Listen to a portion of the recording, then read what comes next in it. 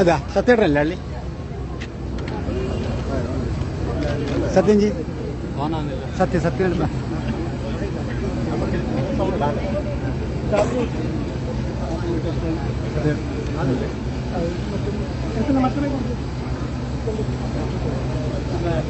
രണ്ട് മൈക്ക് ഇത് ഓണായോ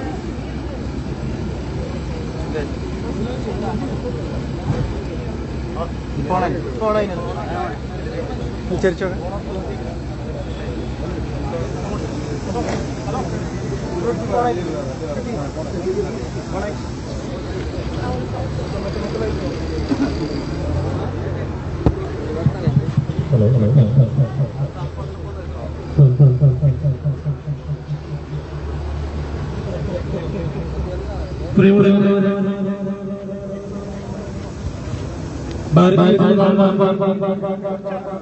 സംസ്ഥാന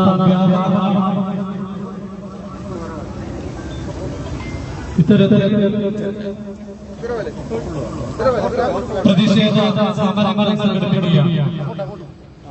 കഴിഞ്ഞ നാളുകളിൽ സംസ്ഥാനത്ത് വ്യാപകമായി നടക്കുന്ന ഇടതുപക്ഷം അധികാരത്തിലേറിയതിനു ശേഷം നടക്കുന്ന പോലീസ് ആക്രമണങ്ങൾക്കെതിരെയായിട്ട് ഇത്തരത്തിലുള്ള പ്രതിഷേധ സമരങ്ങൾ സംഘടിപ്പിക്കുകയാണ്.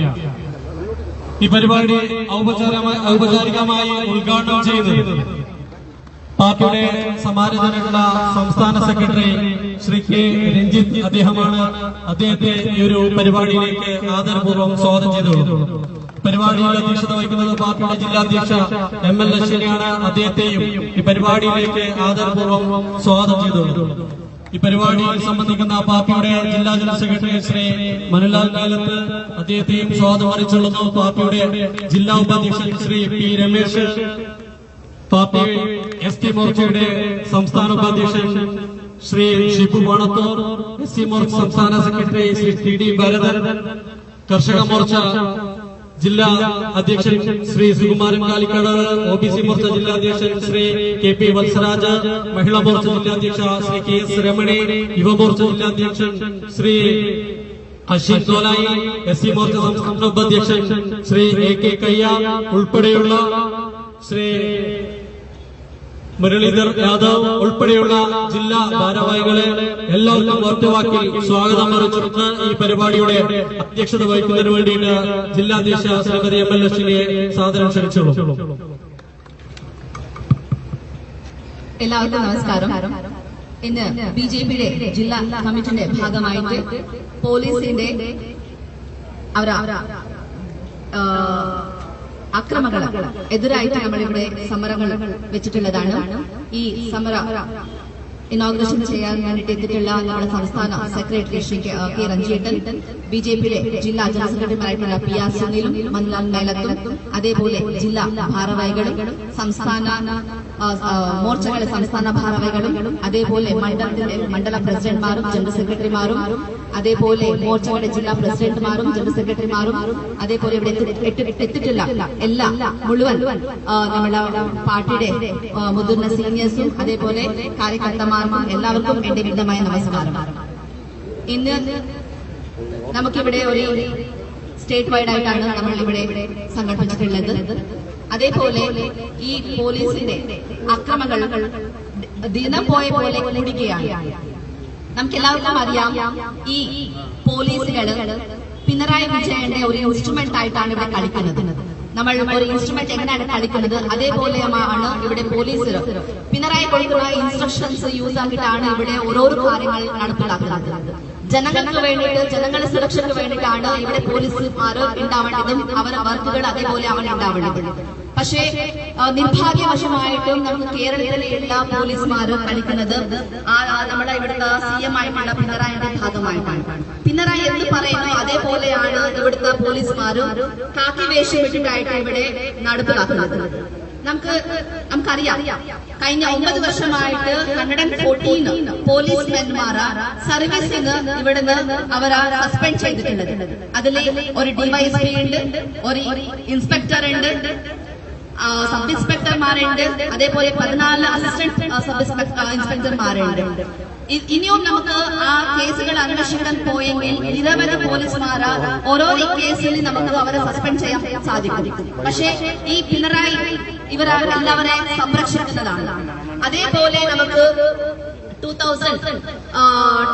ജൂലൈ 2018 നടന്ന PSC എക്സാമിനേഷനിൽ നമുക്കറിയാം, ട്രിവാൻഡ്രം യൂണിവേഴ്സിറ്റിയിൽ 3 SFI സ്റ്റുഡൻസ് ആണ് ഫസ്റ്റ് റാങ്കും സെക്കൻഡ് റാങ്കും അതേപോലെ 28 റാങ്ക് നേടിയെടുത്തത്. അതും ഒരു കോപ്പി ചെയ്തിട്ട് SMS വഴി അയച്ചും സ്മാർട്ട് വാച്ചിന് വഴി അയച്ചു അവർക്ക് കോപ്പി ആൻസേഴ്സ് കിട്ടിയിട്ട് ആ ആൻസേഴ്സിന് എക്സാമിൽ എഴുതിയിട്ട് പാസ്സായ ഈ SFIന്റെ സ്റ്റുഡൻസ്മാർ.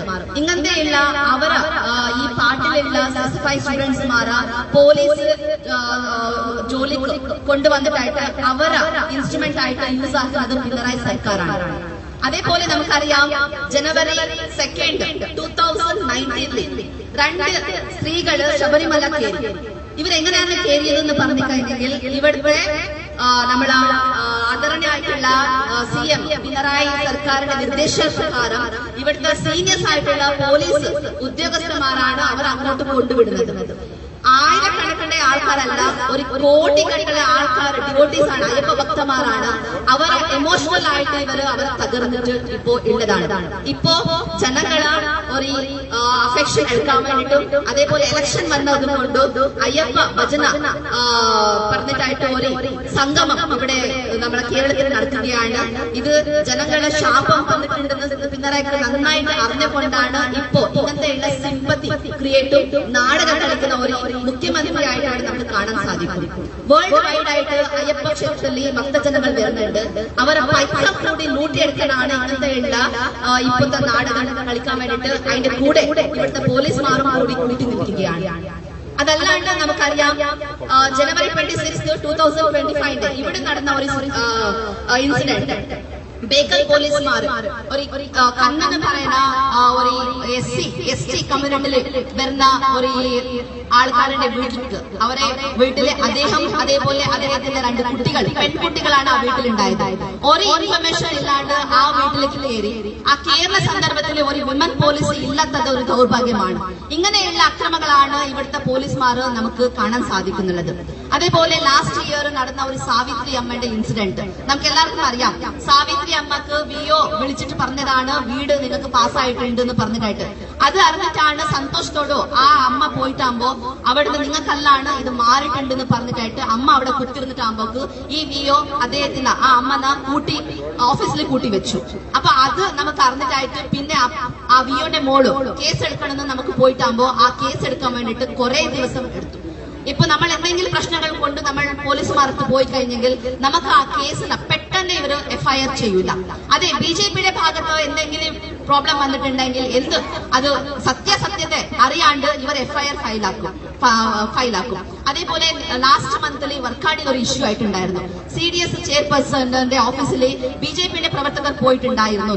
പക്ഷെ BJPയുടെ പ്രവർത്തകർ CDSന്റെ ഓഫീസിലേക്ക് എന്താണ് പോയതെന്ന് പോലും ചോദ്യം ചോദിക്കാണ്ട് ആ പോയ എല്ലായിടത്തും ഒരു കേസ് ഫയലാക്കിയിട്ടുണ്ട്, FIR ഫയലാക്കിയിട്ടുണ്ട്. അതേപോലെ മഹിളാ ആയോഗ് പോലും കൊടുത്തിട്ടുണ്ട്. ഇപ്പൊ നമുക്കറിയാം, ലേഡീസിന് മോള് ദൗർജന്യം ഇട്ട് കഴിഞ്ഞെങ്കിൽ ഈസി ആയിട്ട് കേസ് ഫയലാക്കാൻ പറ്റും തോന്നുന്നു ഈ ലേഡീസ് കറിനെ കൊണ്ട് എല്ലാ വിഷയത്തിലും ഒന്നും തിരിഞ്ഞു നോക്കാണ്ട് ആ കേസുകൾ അന്വേഷിക്കാണ്ട് ഡയറക്റ്റ് ആയിട്ട് പോലീസുകൾ കേസ് ഫയൽ ചെയ്യുന്നത്. അത് നമുക്ക് അറിയാം, പാർട്ടി ബേസ് ആയിട്ടാണ് ഇവർ പോലീസ് കേസുകൾ എടുക്കുന്നത്. അത് കമ്മ്യൂണിസ്റ്റിന്റെ ആൾക്കാർ പോയിട്ട് കേസ് ഫയലാക്കുകയിൽ പെട്ടെന്ന് കേസിന് എടുക്കും. അതേ BJP-ക്കാർ പോയിട്ട് കേസ് ഫയലാക്കി കഴിഞ്ഞെങ്കിൽ ആ കേസ് എടുക്കാൻ വേണ്ടി ഇവരെ കൊണ്ട് പറ്റുന്നില്ല. അപ്പൊ ഇവിടുത്തെ ഉദ്യോഗസ്ഥന്മാർ ജനങ്ങൾക്ക് വേണ്ടിയിട്ട് ഓർത്തെടുത്തിട്ടായിട്ട് ഈ ചുമതല വരുന്നതാണ്. നിങ്ങൾ എന്താണ് ഇവിടുത്തെ CM പറയുന്ന വാക്കുകളോ അല്ലെങ്കിൽ CM നിങ്ങളെ കളിപ്പിക്കുന്ന പോലെ കളിക്കാൻ വന്നിട്ടുള്ള ഉദ്യോഗസ്ഥന്മാരാണോ നമുക്ക് അറിയാണ്ടുള്ളത്.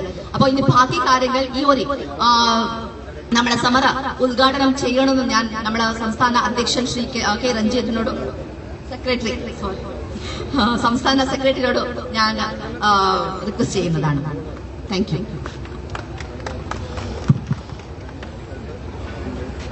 ഈ പ്രതിഷേധ മാർച്ചിന്റെ അധ്യക്ഷത വഹിച്ച പാർട്ടിയുടെ ജില്ലാ അധ്യക്ഷ ശ്രീമതി ML അശ്വനി, പാർട്ടിയുടെ ജില്ലാ ജനറൽ സെക്രട്ടറിമാരായ PR സുനിൽ, ശ്രീ മനോഹർ നെലോത്ത്, മറ്റ് പാർട്ടിയുടെ ജില്ലാ ഭാരവാഹികൾ, മറ്റ് നേതാക്കളെ, സഹോദരി സഹോദരന്മാരെ, ഇത്തരത്തിൽ ഈ ജില്ലാ പോലീസ് ആസ്ഥാനത്തിന് മുമ്പിൽ ഇത്തരത്തിലുള്ള ഒരു പ്രതിഷേധ സമരം സംഘടിപ്പിക്കാനുണ്ടായ സാഹചര്യത്തെക്കുറിച്ച് നേരത്തെ ഇവിടെ സൂചിപ്പിച്ചു.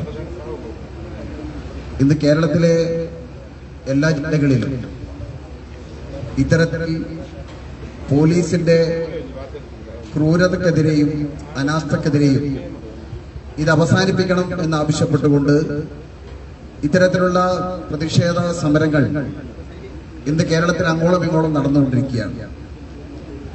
നമുക്കറിയാം, കുറച്ച് മാസങ്ങളായി കേരളത്തിലെ ജനങ്ങൾ ചർച്ച ചെയ്യപ്പെടുന്നതാണ് കേരളത്തിലെ പോലീസിന്റെ ഇന്നത്തെ രീതിയെക്കുറിച്ച്. കാരണം ഈ രാജ്യത്തെ സാധാരണക്കാരന്റെ ജനങ്ങളുടെ സ്വത്തിനും ജീവനും സംരക്ഷണം നൽകേണ്ട ഒരു സേനയാണ് പോലീസ്. പക്ഷെ കേരളത്തിലെ പോലീസിന്റെ ചരിത്രമെടുത്ത് പരിശോധിച്ചു കഴിഞ്ഞാൽ കേരളത്തിലെ ജനങ്ങളുടെ ജീവനും സ്വത്തിനും സംരക്ഷണം നൽകേണ്ട പോലീസ് കേരളത്തിലെ സാധാരണക്കാരന്റെ കാലനായി മാറുന്ന ഒരു രാഷ്ട്രീയ സാഹചര്യമാണ് ഇന്ന് നമ്മൾ കണ്ടുകൊണ്ടിരിക്കുന്നത്. ഈ കേരളത്തിൽ കഴിഞ്ഞ കുറെ കാലങ്ങളായി മാറി മാറി രണ്ട് പ്രധാനപ്പെട്ട മുന്നണികളാണ് ഈ കേരളത്തെ ഭരിച്ചുകൊണ്ടിരിക്കുന്നത്. പോലീസിനെ രാഷ്ട്രീയ എതിരാളികളെ അടിച്ചമർത്താൻ ഉപയോഗിക്കുന്ന ഒരു മർദ്ദിത സേനയായിട്ടാണ് ഈ രണ്ട് മുന്നണികളും പോലീസിനെ കഴിഞ്ഞ കാലങ്ങളെല്ലാം തന്നെ ഉപയോഗപ്പെടുത്തിയിരിക്കുന്നത്. അതിന്റെ ഭാഗമായി പോലീസിന്റെ ഭീകരതയ്ക്ക് മുമ്പിൽ മരണമടഞ്ഞ ഒരുപാട് രക്തസാക്ഷികൾ ഈ കേരളത്തിലുണ്ട്. എന്തിനേറെ പറയുന്നു, പോലീസ് അക്രമത്തിനെതിരെ കേരളത്തിൽ വലിയ പ്രക്ഷോഭം നടത്തിയതാണ് ഇടതുപക്ഷ ജനാധിപത്യ മുന്നണി. ആ സമരങ്ങളെല്ലാം തന്നെ ഇന്നത്തെ മുഖ്യമന്ത്രി സഖാവ് പിണറായി വിജയൻ അടക്കമുള്ള നേതാക്കൾ ആ കാലഘട്ടത്തിൽ നേതൃത്വം കൊടുത്തിട്ടുണ്ടായിരുന്നു. അടിയന്തരാവസ്ഥ കാലഘട്ടം മുതൽ പരിശോധിച്ചു കഴിഞ്ഞാൽ അങ്ങനെയായിരുന്നു. പക്ഷെ അതേ പിണറായി വിജയൻ ഇന്ന് കേരളത്തിന്റെ മുഖ്യമന്ത്രി ആയതിനു ശേഷം ഈ 2016 മുതൽ 2024 വരെയുള്ള ഈ കാലഘട്ടത്തിൽ മാത്രം എടുത്ത് പരിശോധിച്ചു കഴിഞ്ഞാൽ 16 കസ്റ്റഡി മരണങ്ങളാണ് ഈ കേരളത്തിൽ റിപ്പോർട്ട് ചെയ്തിരിക്കുന്നത്. 16 കസ്റ്റഡി മരണങ്ങൾ. പോലീസ് സ്റ്റേഷനിൽ എത്തിക്കഴിഞ്ഞാൽ ഒരാൾ നിരപരാധിയാണോ അപരാധിയാണോ എന്ന് മർദ്ദിത മുറ കൊണ്ടല്ല മനസ്സിലാക്കേണ്ടത്. അതിന് ഒരുപാട് ശാസ്ത്രീയമായ കാര്യങ്ങൾ ഇന്ന് കേരളത്തിലെ പോലീസിലുണ്ട്. പക്ഷെ കേരളത്തിലെ പോലീസ് സേനയിൽ ഒരാളെ നിരപരാധിയാണോ അല്ലെങ്കിൽ ആളെ കുറ്റവാളിയാണോ എന്ന് പരിശോധിക്കുന്നത് ക്രൂരമായ മർദ്ദനത്തിന്റെ പേരിലാണ്. അങ്ങനെ ഏറ്റവും കൂടുതൽ മർദ്ദനത്തിനിരയായി നിരപരാധികൾ പോലും കുറ്റം ഏറ്റെടുക്കുന്ന സാഹചര്യം കേരളത്തിലുണ്ട്. അല്ലെങ്കിൽ ഏതെങ്കിലും പോലീസുകാരന് ഏതെങ്കിലും ആളെ കുറ്റം ഏറ്റെടുപ്പിക്കണം എന്ന ആഗ്രഹമുണ്ടെങ്കിൽ അയാൾക്കെതിരെ ക്രൂരമായ അക്രമം ഒഴിച്ചു വിട്ടാൽ തന്നെ അയാൾ കുറ്റമേറ്റെടുക്കുന്ന ഒരുപാട് സാഹചര്യം ഇവിടെ ഉണ്ടായിട്ടുണ്ട്. ഒരുപാട് ആളുകൾ പോലീസിന്റെ ക്രൂരമായ മർദ്ദനത്തിനിരയായി പോലീസ് സ്റ്റേഷനിൽ വെച്ച് തന്നെ മരണമടഞ്ഞ സാഹചര്യം ഉണ്ടായിട്ടുണ്ട്. ആ കേസുകളിൽ പലതും കെട്ടിത്തൂക്കി ആത്മഹത്യയാക്കി മാറ്റിയ ചരിത്രവും നമ്മുടെ കേരളത്തിലുണ്ട്. ഞാൻ സൂചിപ്പിക്കുന്നത്, എന്തിനാണ് പോലീസ് സേന? നമ്മളൊരു കാര്യമായി നമുക്ക് നീതി നിഷേധിച്ചിരിക്കുന്നു, അല്ലെങ്കിൽ ആ നീതി നിഷേധിച്ച ആളുകൾക്ക് നീതി ഉറപ്പിക്കുന്നതിന് വേണ്ടിയാണ് പോലീസ് സേന പ്രവർത്തിക്കേണ്ടത്. പക്ഷേ ഇത് കേരളത്തിലെ പോലീസ് സേന അങ്ങനെയല്ല. കേരളത്തിലെ പോലീസ് സേന ജനങ്ങളെ ക്രൂരമായി തല്ലിച്ചതക്കുന്ന ഒരു സേനയായി കേരളത്തിലെ പോലീസ് സേന മാറിക്കഴിഞ്ഞിരിക്കുക. പോലീസുകാരന്റെ ധാരണ എന്ന് പറഞ്ഞാൽ, സർക്കാർ ഉദ്യോഗസ്ഥൻ കിട്ടി പോലീസ് സേനയിൽ ചേർന്ന് കഴിഞ്ഞാൽ, ആ കാക്കി ഉടുപ്പ് ശരീരത്തിൽ വന്നു കഴിഞ്ഞാൽ എന്തും ചെയ്യാനുള്ള ലൈസൻസ് ആണ് ഈ കാക്കി ഉടുപ്പ് എന്നാണ് സാധാരണഗതിയിൽ ഒരു പോലീസുകാരന്റെ ധാരണ. ഒരു പോലീസ് സ്റ്റേഷനിൽ എത്തിയിട്ട് ഒരു പ്രതിയായാലും എല്ലാം നിരപരാധിയായാലും അയാളെ മർദ്ദിക്കുന്ന സമയത്ത് അദ്ദേഹത്തിന് തിരിച്ചു മർദ്ദിക്കാൻ പോലും സാധിക്കില്ല, ഒന്ന് തടയാൻ പോലും അനുവദിക്കാത്ത രീതിയിൽ നിരായുധരായ ആളുകളെയാണ് പോലീസ് ഇങ്ങനെ ക്രൂരമായി മർദ്ദിക്കുന്നത്. ഇപ്പൊ നിങ്ങൾ നോക്കൂ, പോലീസിന്റെ കയ്യിൽ തന്നെ വലിയൊരു ഷീൽഡ് ഉണ്ട്. അതുപോലെ തന്നെ പോലീസിന്റെ ദേഹത്ത് എന്തെങ്കിലും തരത്തിൽ പരിക്ക് പറ്റാതിരിക്കുന്നതിന് വേണ്ടിയുള്ള കവചങ്ങളുണ്ട്. ഈ കവചങ്ങളും ഈ ഷീൽഡും ഈ ലാത്തിയും എല്ലാം തന്നെ ഉപയോഗപ്പെടുത്തിയിട്ടാണ് നിരായുധരായ ആളുകളെ ക്രൂരമായി തല്ലി ചതക്കുന്നത്. ഇത് നീതിയാണോ എന്ന് നമ്മൾ പരിശോധിക്കണം. സുപ്രീം കോടതിയുടെ ഒരുപാട് റൂൾസ് ഉണ്ട്. പോലീസ് എങ്ങനെ പ്രവർത്തിക്കണം, പോലീസ് ഒരു സമരത്തെ എങ്ങനെ നേരിടണം, പോലീസ് എങ്ങനെയാണ് ജനങ്ങളെ നേരിടേണ്ടത്, പോലീസ് വലിയൊരു ജനസമൂഹത്തെ എങ്ങനെയാണ് കൈകാര്യം ചെയ്യേണ്ടത് എന്നെല്ലാം തന്നെ സുപ്രീം കോടതി കൃത്യമായ മാർഗരേഖ പുറപ്പെടുവിച്ചിട്ടുണ്ട്. പക്ഷെ ആ മാർഗരേഖകൾ ഒന്നും തന്നെ ഇന്ന് വെള്ളത്തിൽ ഒരു ജലരേഖയായി മാറിക്കഴിഞ്ഞിരിക്കുകയാണ്. നോക്കൂ നിങ്ങള്, സുപ്രീം കോടതി കഴിഞ്ഞ കാലങ്ങളിൽ നടന്ന പോലീസ് ക്രൂരതയുടെ ഭാഗമായിട്ട് തന്നെയാണ്, പോലീസ് അതിക്രമത്തിന്റെ ഭാഗമായിട്ട് തന്നെയാണ് കേരളത്തിലെ എല്ലാ പോലീസ് സ്റ്റേഷനുകളിലും CCTV നിർബന്ധമായി ഉണ്ടാകണം എന്ന് സുപ്രീം കോടതിയുടെ ഒരു ഉത്തരവിന്റെ അടിസ്ഥാനത്തിലാണ് എല്ലാ പോലീസ് സ്റ്റേഷനുകളിലും CCTV ഉണ്ടായത്. പക്ഷെ ഇന്നത്തെ സ്ഥിതി, പല പോലീസ് സ്റ്റേഷനുകളും അക്രമം നടക്കുന്ന സമയത്ത് ഈ CCTV ഓഫാണ്. ഈ CCTV ഇല്ലാത്ത സ്ഥലത്ത് കൊണ്ടുപോയിട്ടാണ് പല ആളുകളെയും മർദ്ദിക്കുന്നത്. നോക്കൂ നിങ്ങൾ, കഴിഞ്ഞ ദിവസം നമ്മൾ എല്ലാവരും ചർച്ച ചെയ്യപ്പെട്ട ഒരു കാര്യമാണ്, ഒരു യൂത്ത് കോൺഗ്രസിന്റെ ഒരു മണ്ഡലം പ്രസിഡന്റിനെ ക്രൂരമായി തല്ലിച്ചതക്കുന്ന ഒരു ഫോട്ടോ, ഒരു വീഡിയോ നമ്മൾ കണ്ടു. 2021 നടന്ന സംഭവമാണ്. 2021 നടന്ന സംഭവം ആ ചെറുപ്പക്കാരൻ നീതിക്ക് വേണ്ടിയുള്ള അത് വെളിച്ചത്ത് കൊണ്ടുവരുന്നതിന് വേണ്ടി ഏതറ്റം വരെ, ദൈവത്തിന്റെ ഏതറ്റം വരെ പോകാൻ തയ്യാറായി. അതിന്റെ അടിസ്ഥാനത്തിലാണ് അന്നത്തെ ആ അക്രമം നടന്ന ദിവസത്തെ CCTV ചിത്രങ്ങൾ ബഹുമാനപ്പെട്ട കോടതിയുടെ നിർദ്ദേശാനുസരണം കൊണ്ടുവന്നത്. ഞെട്ടിക്കുന്ന ചിത്രമാണ് നമ്മളെല്ലാവരും കണ്ടത്. ഞെട്ടിക്കുന്ന ചിത്രമാണ്. പോലീസ് ജീപ്പ് നിറക്കുന്നു, അതിനുശേഷം പോലീസ് സ്റ്റേഷനിലെത്തിക്കുന്നു. അങ്ങനെ ഒരാൾ മാത്രമല്ല ആക്രമിക്കുന്നത്, നിരായുധരായ ഒരു ചെറുപ്പക്കാരനെ 4-5 ആളുകൾ ചേർന്ന് നിന്ന് കുനിച്ചു നിർത്തി പോലീസ് ഇങ്ങനെ മർദ്ദിക്കുക. ഇതെന്ത് ന്യായമാണ് നിങ്ങൾ കാട്ടുന്നത്? ഞാൻ ചോദിക്കട്ടെ, നമുക്ക് അങ്ങോട്ടും ഇങ്ങോട്ടും നമുക്ക് പോരടിക്കാം, നമുക്ക് മത്സരിക്കാം. പക്ഷെ നിരായുധരായ ഒരാളെ 4-5 ആളുകൾ ചേർന്ന് നിന്ന് അയാൾക്കൊന്ന് തടഞ്ഞു നിർത്താൻ പോലും, ഒരു അടി വരുന്ന സമയത്തൊന്ന് പിടിക്കാൻ പോലും പറ്റാത്ത രീതിയിൽ ക്രൂരമായി മർദ്ദിക്കുന്നത് ഏത് ന്യായത്തിന്റെ പേരിലാണ്? ഏത് നീതിയുടെ പേരിലാണ്? ഇതാണോ നിങ്ങൾ ജനങ്ങൾക്ക് സഹായം ചെയ്യുന്നത്? ജനമൈത്രി പോലീസ് ഇതാണോ? ഇന്ന് കേരളത്തിൽ ജനമൈത്രി പോലീസ് ഉണ്ട്. ആ ജനമൈത്രി പോലീസ് എല്ലാം തന്നെ ജനദ്രോഹ പോലീസാക്കി മാറ്റിയിരിക്കുന്നു. ജനമൈത്രി പോലീസ് സ്റ്റേഷനുകൾ ജനദ്രോഹ പോലീസ് സ്റ്റേഷനായി മാറിയിരിക്കുന്നു. ഇതാണ് കേരളത്തിന്റെ ചിത്രം. പ്രിയമുള്ളവരെ, മാർക്സിസ്റ്റ് പാർട്ടിക്കാരൻ ഭരിക്കും മാത്രമൊന്നല്ല, ഇന്ന് പോലീസ് എന്ന് പറയുന്നത് രാഷ്ട്രീയ എതിരാളികളെ അടിച്ചമർത്തുന്നതിന് വേണ്ടി ഉപയോഗിക്കുന്ന ഭരണകൂടത്തിന്റെ ഒരു സേനയായി കേരളത്തിലെ പോലീസ് മാറ്റിയില്ലേ? നിങ്ങൾ നോക്കി, എത്ര സംഭവങ്ങളുണ്ട്. കേരളത്തിലെ BJPയുടെ പ്രവർത്തകന്മാർക്ക് കേരളത്തിൽ അധികാരം ഉണ്ടായിട്ടില്ല. അതുകൊണ്ട് തന്നെ നേരത്തെ ജില്ലാ അധ്യക്ഷൻ സൂചിപ്പിച്ചതുപോലെ BJPയുടെ ഏതെങ്കിലും ഒരു പ്രവർത്തകൻ ഒരു പരാതിയുമായി സ്റ്റേഷനിൽ പോയി കഴിഞ്ഞാൽ FIR ഇടാറില്ല. അഥവാ FIR ഇടണമെങ്കിൽ 3-4 ദിവസം വെയിറ്റ് ചെയ്യണം. അതേസ്ഥാനത്ത് ഒരു CPM-കാരൻ ഒരു പരാതിയുമായി, ഏതെങ്കിലും ഒരു BJP-കാരന്റെ പേരിൽ ഒരു പരാതിയുമായി പോലീസ് സ്റ്റേഷൻ ചെയ്യുന്ന സെക്കൻഡ് കൊണ്ട് തന്നെ അവന് ജാമ്യമില്ലാ വകുപ്പ് ചേർത്ത് FIR രീതി ഇന്ന് കേരളത്തിലെ എല്ലാ പോലീസ് സ്റ്റേഷനിലും ഉണ്ട്. ഞാൻ കണ്ണൂർ ജില്ലയിൽ നിന്നാണ് വരുന്നത്. കണ്ണൂർ ജില്ലയിലെ രാഷ്ട്രീയ സാഹചര്യം നിങ്ങൾക്ക് എല്ലാവർക്കും അറിയാം.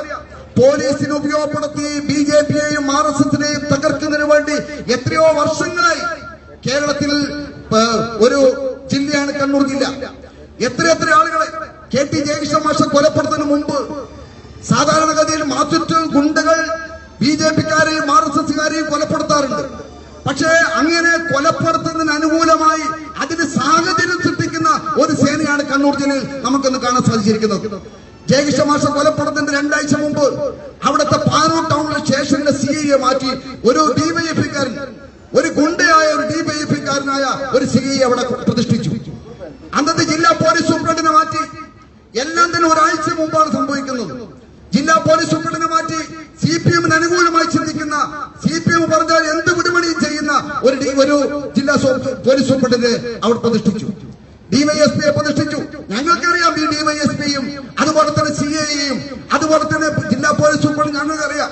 കണ്ണൂർ ജില്ലയിൽ ഞങ്ങൾ പ്രവർത്തിക്കുന്ന സമയത്ത് ഞങ്ങൾ സാധാരണഗതിയിൽ പോലീസ് സ്റ്റേഷനിൽ പോകുന്ന സമയത്ത് ആ പോലീസ് സ്റ്റേഷനിലെല്ലാം തന്നെ ഇത്തരത്തിലുള്ള ഗുണ്ടകളാണ് പോലീസ് സ്റ്റേഷൻ കൈകാര്യം ചെയ്യുന്നത്. എന്നിട്ടാണ് ജയകൃഷ്ണ മാഷ കൊലപ്പെടുന്നത്.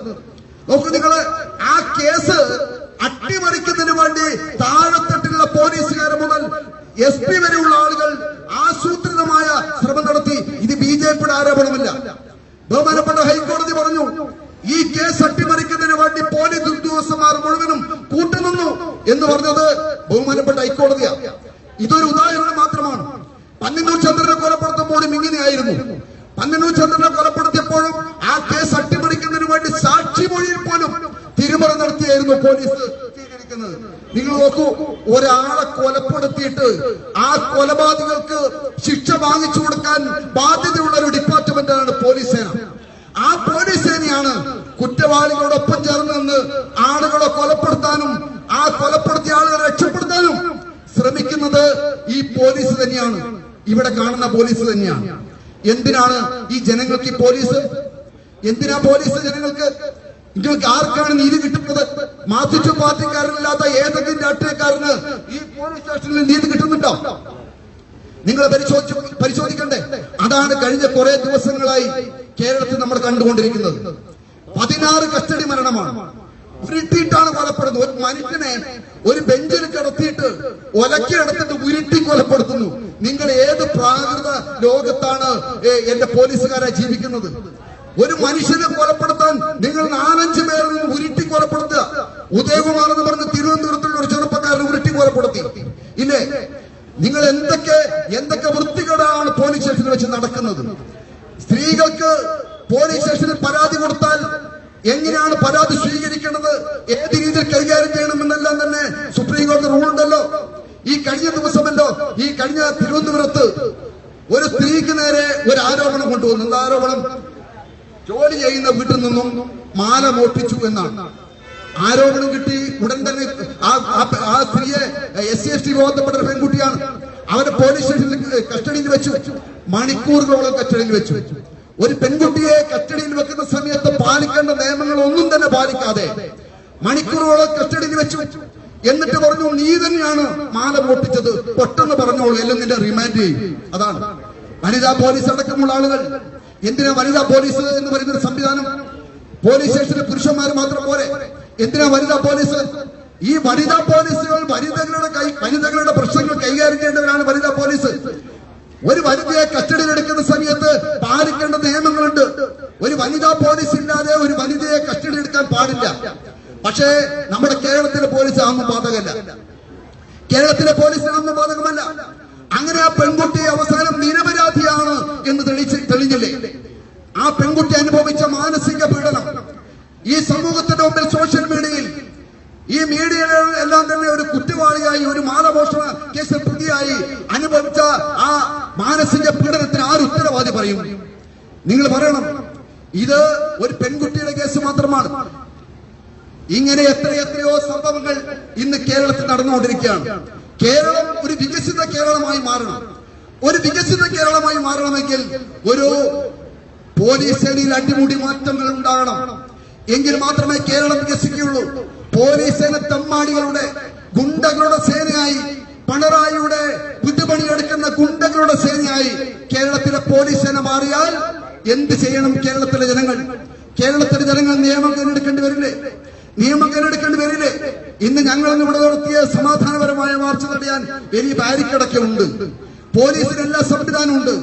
ഇതെല്ലാം തന്നെ ഉപയോഗപ്പെടുത്തിക്കൊണ്ട് പോലീസ് രാഷ്ട്രീയ എതിരാളികളെ അടിച്ചമർത്തുന്ന ഒരു സമീപനത്തിലേക്ക് ഇന്ന് കേരളത്തിലെ പോലീസ് എത്തിയിരിക്കുന്നു. പ്രിയമുള്ളവരെ, നോക്കൂ, നിങ്ങള് 766ഓളം കേസ് പോലീസ് സേനയ്ക്കെതിരെ കേസ് ചാർജ് ചെയ്തിട്ടുണ്ട്. അതിൽ ആകെ 18 പേരെ മാത്രമാണ് സർവീസിൽ നിന്ന് സസ്പെൻഡ് ചെയ്തിരിക്കുന്നത്. ഗുരുതരമായ കുറ്റത്തിന്റെ പേരിൽ 766 പേർ അന്വേഷണത്തിന്റെ മുമ്പിൽ കുറ്റവാളിയാണെന്ന് മാറ്റി നിർത്തപ്പെട്ടിട്ടുണ്ട്.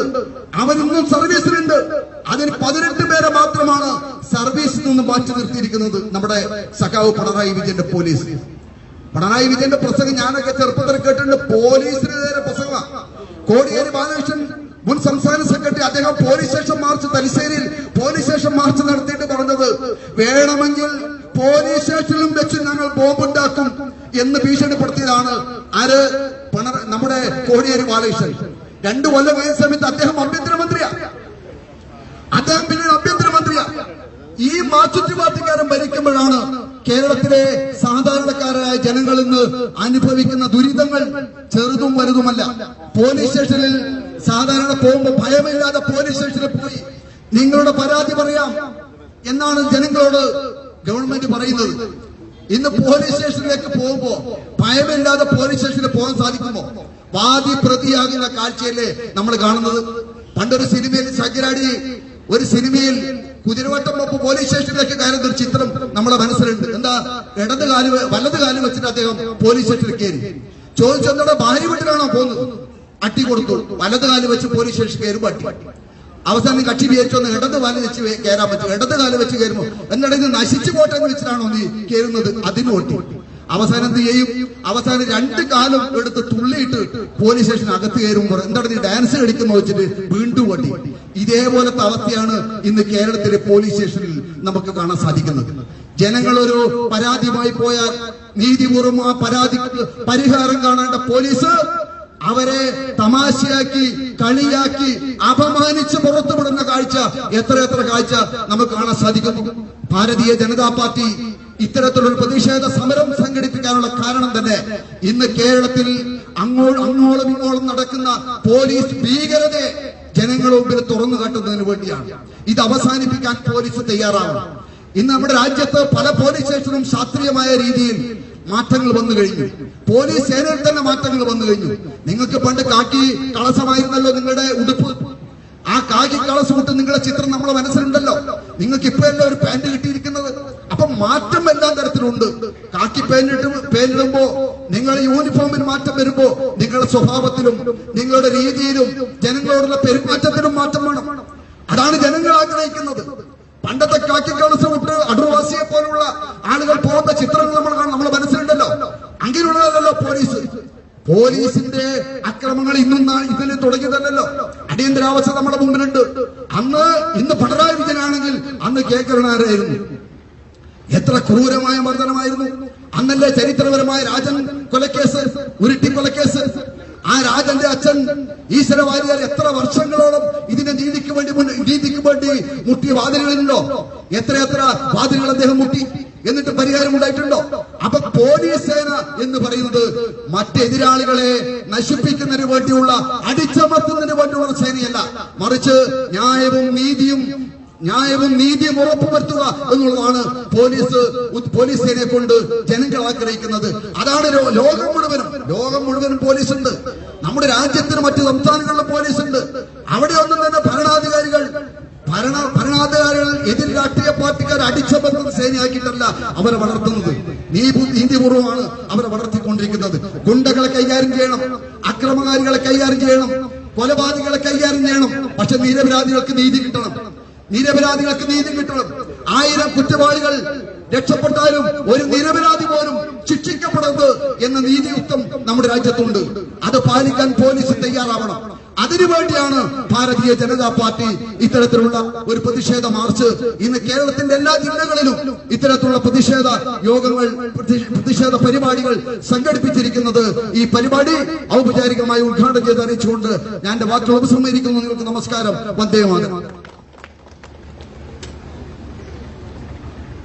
ഇനി സംസാരിക്കാൻ വേണ്ടിയിട്ട് നമ്മൾ ST മോർച്ചയുടെ വൈസ് പ്രസിഡന്റ് ആയിട്ടുള്ള ശുഭേട്ടനെ ക്ഷണിച്ചുകൊണ്ടിരുന്നു.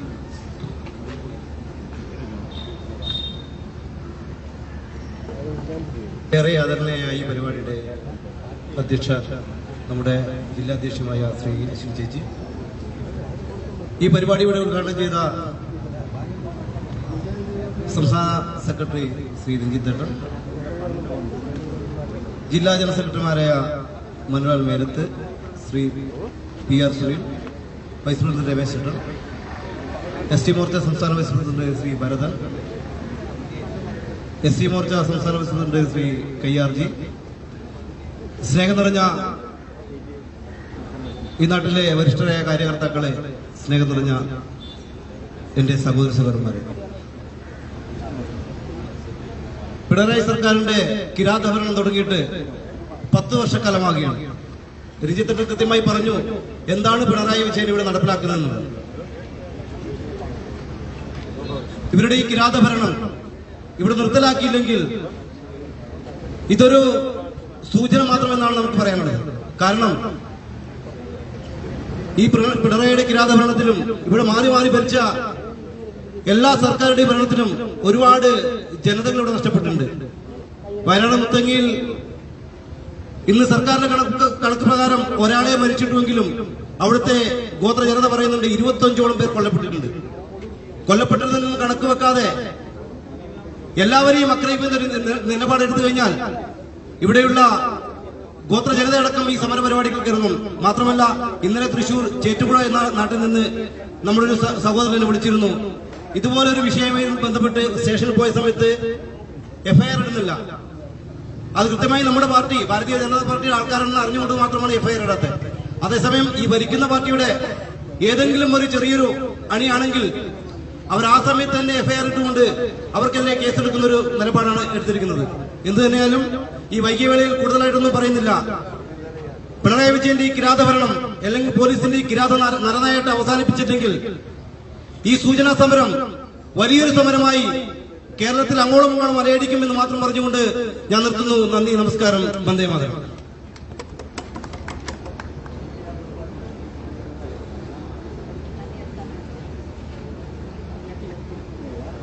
നന്ദി അറിയിക്കാൻ വേണ്ടിയിട്ട് ജില്ലാ ജനറൽ സെക്രട്ടറി മനുലാലിനെ ക്ഷണിച്ചുകൊള്ളു.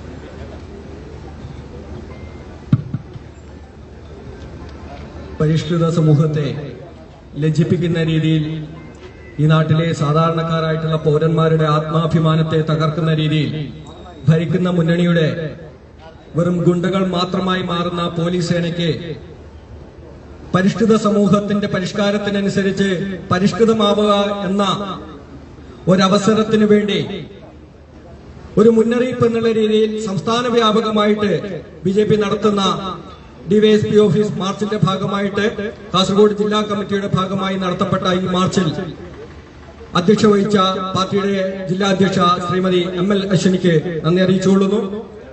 അതേപോലെ തന്നെ ഈ പരിപാടി ഔപചാരികമായി ഉദ്ഘാടനം ചെയ്ത് സംസാരിച്ച പാർട്ടിയുടെ സംസ്ഥാന സെക്രട്ടറി ശ്രീ K രഞ്ജിത്ത്, അദ്ദേഹത്തിന് പാർട്ടിയുടെ ജില്ലാ കമ്മിറ്റിയുടെ പേരിലുള്ള നന്ദി അറിയിച്ചുകൊള്ളുന്നു.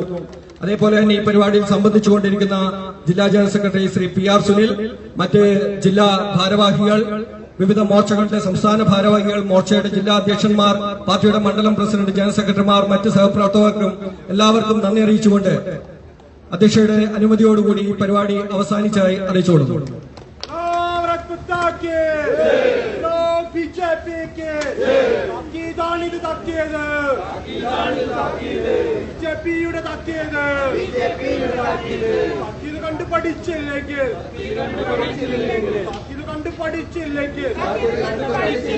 സമരത്തിന്റെ ഭാവം മാറും, ഭാവം മാറും, രൂപം മാറും. ജയ് ജയ് ജയ് ഭാരത് മാതാ, ജയ് ജയ് ജയ് ഭാരത് മാതാ, ജയ് ജയ് ജയ് BJP, ജയ് ജയ് ജയ് BJP.